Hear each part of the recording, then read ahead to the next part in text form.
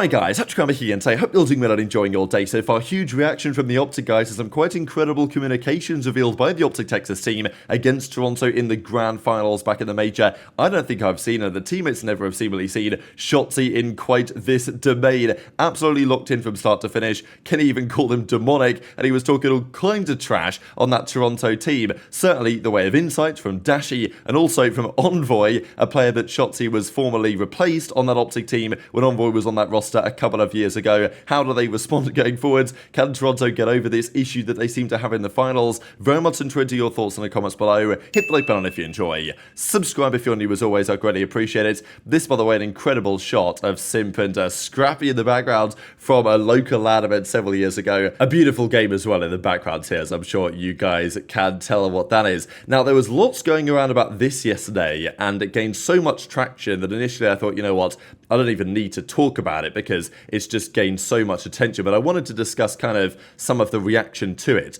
So Miss Oatmeal, effectively, this individual was threatening her, was harassing her, and effectively was saying, like, gonna go to the World Championship and do some stuff that would rather not be talked about. So this is when there was lots of, obviously reaction to this and saying, okay, talk to the police, talk to the cops, talk to, the FBI, we'll get onto that in a second, and also the event organisers to see what can be done here in terms of security, because obviously, these things are highly concerning for multiple reasons. So, Alicat says, look, I sent it straight to a couple of people that have worked event security, won't be ignored. And I know that she initially said that she'd talked to the cops and they've told me there's nothing that they can do. But thankfully, there has been a good follow-up on this where she says the post have reached the people that needed to in terms of who's hosting and running the event. A tip has been sent to the FBI. Everyone is going to be aware of the possibility. So I think that's really as good a news as we can really hope for here given the circumstances. But let's talk about this Shotzzy stuff, because there were a couple of funny clips, one of which he was talking about the pitch, right, the challengers pit, and saying, look guys, maybe just bring some deodorant next time. But these comms that they revealed for the championship Sunday, especially from OpTic Texas, were pretty incredible. You don't usually get this type of insight, certainly not even into their like search and destroy comms, their mid-map comms, stuff like this that of course they get from the league. And very quickly, like, I was impressed, I gotta say, by some of the content that came out of this weekend in the turnaround time. Like, Pred put up a video like yesterday or whatever it was, yesterday morning. The other guys have been putting out videos immediately, and it's just great to see a lot of the reaction here. Now, Shotzzy has been a very interesting character in the COD scene, right? Because he's really entertaining personality on his stream and everything like this. Incredibly talented player, like prodigy of the game and all these things we talk about. And honestly, people give him a lot of credit for how smart he is. Like, Formula said before that he's going to go down as like the greatest player ever in terms of pure FPS ability. But it must also be said, Dashy won his last event 805 days ago. Before this one, okay, he won his last event 2 days ago, out of 3 days ago. But, before that, it was 805 days. The same thing was true for Shotzzy as well. Now, it's talked about more with Dashy just because he's won fewer events in his career. Shotzzy's a double world champion in Halo and COD already, and won plenty of events back in the day. But still, in recent times, Shotzzy and Dashy, while they've been teammates, have not delivered the results that the Green Wall would have wanted. And obviously, now Kenny's come in, Pred's come in. They formed a rather good team, if you hadn't noticed, and many of us noticed from the start of the season. It's also kind of cool that Shotzzy and Dashy were the two players that really stepped it up, right? Like, Kenny and Pred were impactful, obviously. The entire team played well, and they needed to play well given the opposition they played.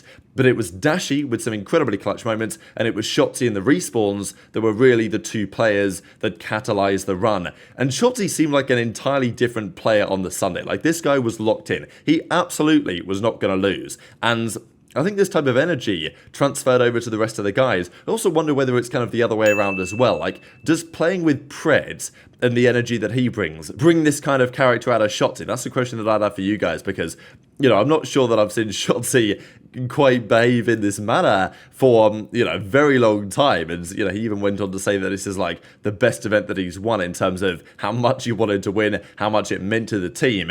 And he was talking all kinds of trash, right? Like, obviously he was in this absolute flow state, locked in mode. But you can even tell from, the reaction of the player cams and everything like that, how, this guy was absolutely locked. And I mean, yeah, this is when he stands up and just absolutely hyped up Kenny. And we see some pretty similar reaction in between Shotzzy and Pred, and then SMG duo finally going to work. So Shotzzy, of course, tweets this out, and I wanted to share a couple of clips here from it, and just from the entire day, really, as Kenny says, and was demonic the entire Sunday. Like, this guy was completely locked, and it did seem to catalyze some of the success on the rest of the team as well. Even Pred was talking about that, you know, Brandon, Dashy was behaving in a way that we don't usually see. So these guys were not going to lose that grand finals, and, you know, I know that many of you guys, myself included, have listened to those comms several times over the last couple of minutes of this final game, because, yeah, that was just some stellar Call of Duty being watched and being played, and the pace as well that was being played here. Like, Toronto just had absolutely no way to compete with it. So these are the comms, but obviously we've got to talk about some of the trash talk, right? Now, this is kind of classic in-game stuff that does happen, but I thought it was rather specific, especially when Envoy has been struggling for sure on this Toronto team. When the team tends to struggle, Envoy's the one usually having a rough time. Envoy or Inside. This is why I didn't think that Ultra would actually beat FaZe this weekend, which they eventually did. And also against OpTic, I thought that OpTic were favoured when they played them the first time around, is because there is more of a liability on the Ultra side. Scrappy, you know what you're going to get. CleanX, you know what you're going to get. But Envoy and Inside can be liabilities. I think there are less liabilities on OpTic. That's why I thought that OpTic would beat them the first time around. And of course, they eventually went on to do exactly that. We're so shit. They're so shit. They're fucking so shit. Let's go, man. I'm fucking lose this. Come on. Let's go, baby. Good shit. That's a big fucking map, bro. Because they're terrible. Yeah, good fucking shit, man. They're so fucking bad, dude. How the fuck are they in finals? Holy shit. Let's fucking go, man. These guys are so dog shit, bro. I promise you. Let's fucking go, man. Let's fucking go, baby. Come on. DVD. Let's fucking go, baby. These guys are so dog shit. Let's go, baby. Come on. Good fucking I'm getting map. off. I'm getting off. Let's go, Brandon. Let's go, Fucking go, man. Listen, let's fucking win Win this this round. fucking thing. Come on. Fucking shit, Bruce. This is Fucking shit, Brandon. Oh my fucking god. huge, Brandon. I just fucking slammed Envoy. This guy can't shoot straight. Holy fuck. I am flying at these fucking idiots. I promise you. Envoy, dude, this guy, yo, we sure his controller didn't break? What's your damage? What's your damage? What's your damage? Who's Inside playing with Dylan's controller? Bro, I don't know what He's playing with the Check bot your controller. damage. I want to see. Let's end it right here, bro. Yeah, Bro, I am tagging the Make sure fuck you out of like. these guys. Yeah, I want to run with someone. I want to. If we win, I'm dolphin diving onto the stage. Ah, dude, Off the I might stage. fucking. If we win, flip the stage. I'm actually DMing Trainwrecks. Biggest difference from this year's team to last year's team? What did you lack in last year?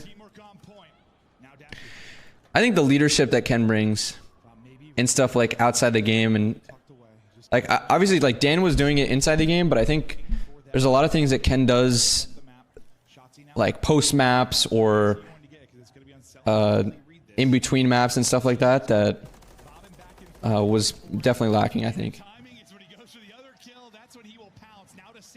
aBeZy as well. I mean, aBeZy is guaranteed kills. Accountability, yeah, that's true too.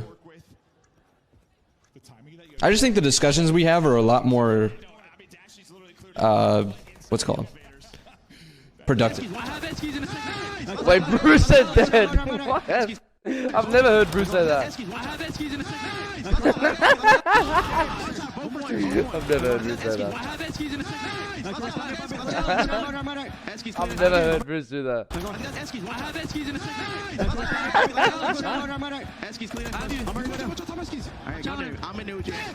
Oh my god, Bruce, what the fuck?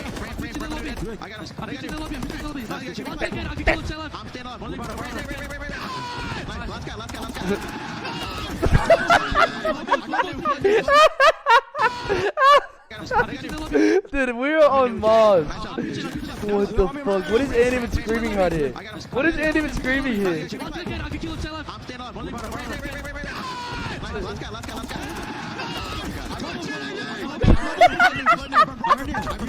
Oh my fucking god!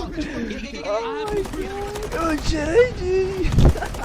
It feels like destiny right now. OpTic Texas, the listening was absolutely brilliant. The kills have been unreal, and the scoreline is unstoppable. These guys have elevated. They are. Look at this, look at us, we're flying here. Look at this. So Shotzzy was talking all kind of trash to these guys, right? Saying they can't shoot straight, how they even in the finals. Saying like, oh, this Envoy guys, this controller's still broken, right? Because that was the situation in Major 2. Envoy's controller broke, he got a backup one, and it wasn't quite the same, and he kind of struggled from then to the end of the event. This occasion, Shotzzy's like, yeah, we sure that didn't happen again. Obviously, Dashy comes back with his own quip, kind of roasting insight as well. So, yeah, I mean, I thought it was incredible to listen to this and just hear that perspective, and, you know, maybe they're onto something to some degree. Envoy, I do think, is a phenomenal player, and I think even it was in the replies, yeah, Tim had it right, so Envoy's father, he was in the reply saying, okay, look, we've got to bookmark this one. And potentially, when Envoy and Toronto come back and beat OpTic later in the year, then we can have a rather different story on the matter, right? But it is interesting to look back on in hindsight, right, to some extent, that when OpTic Texas formed, Envoy, of course, was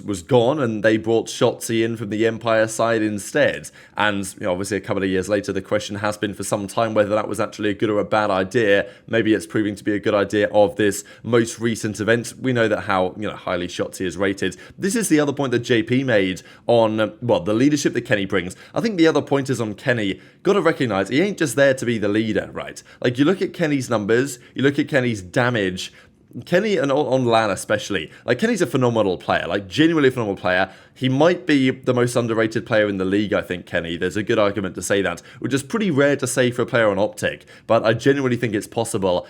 Just how important Kenny has been to this team and how important he's been to so many teams over the last several years.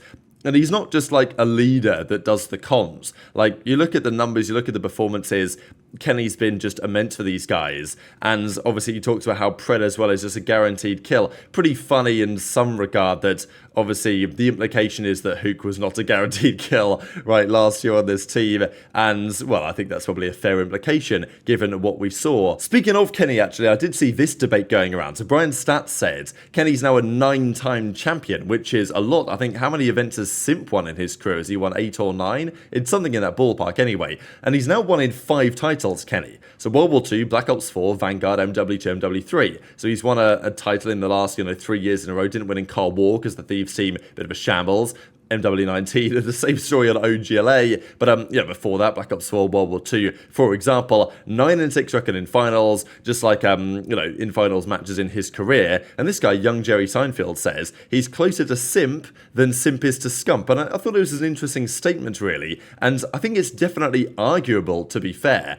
People, I think it's wise not to underrepresent what Scump achieved in his career, just how good he was individually, what he achieved over so many years. Simp is getting close to that kind of conversation. Simp might be a top 5 player of all time already, but, his record and his number of championships doesn't compete with the top guys. So, well, let's say Kenny, where is Kenny all time as a player? Maybe you put him on the borderline of top 15 or something in that range. Like, he's a world champion, top 15, top 20. You can probably come up with something in that ballpark. So therefore, you might think, okay, well, if Simp's like, top 5, top 6, top 8, or whatever you might put Simp, then he's closer to Scump than Kenny is to Simp. But maybe it's not so much about the numbers in the rankings, it's more so like how much distance is there. Like, Simp might be number 5, but theoretically there might be a rather mega gap between Simp and number 1 in Crimsix, or number 2 in Scump, or however you want to put those two around. Whereas there might be a smaller gap elsewhere. Don't know, thought it was an interesting discussion that was worth some comparison. And one final thing that I'm happy about coming out of this tournament is, with OpTic winning, the OpTic Scrappy talks have somewhat calmed down. Now, they've not completely disappeared. Apparently, people are still saying that, Scrap should go to OpTic and all this to replace Kenny, which just is not a good idea at all. Like, replacing Kenny up since day one would not be a wise idea for this OpTic team, and I feel like they absolutely know that. But I think in the grand scheme of the league,